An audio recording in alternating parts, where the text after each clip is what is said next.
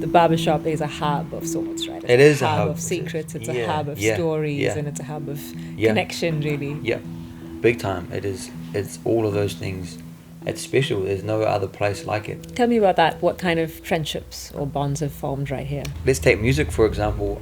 A guy walked in off the street for a haircut, and then after the haircut he was like, bro, I heard one of your songs that you'd put out in high school. I really liked it. I want to record more of your music. And then he became one of my best friends to this day. We're still doing stuff together. Had I not worked in the barbershop, you know, it was another one of those moments in life where you're like, whoa, that was a turning point. How close do you feel to your culture and your country? I would say because of my upbringing from my mother's side, or the lack thereof, like her not being involved in my upbringing and being solo raised, I was completely removed from Papua New Guinea culture until I, you know, was a man and could go back on my own terms and figure out what that meant for me. Yeah, and that was in 2019, and I think ever since then I've just been on this journey of figuring out what that means. My music is always a reflection of my experiences.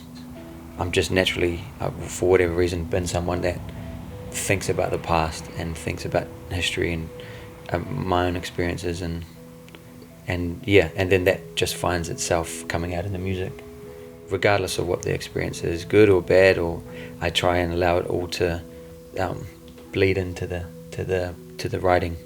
Like when TripAdvisor came out, for example.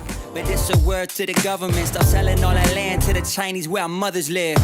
But just like the impact that it had on people, particularly back home in Papua New Guinea, is like more than any award or recognition or financial remuneration. Although I want all those things, don't get me wrong, and none of those things are bad, but like it just trumped it.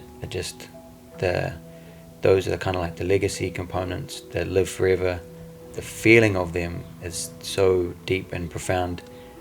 I want those moments above everything.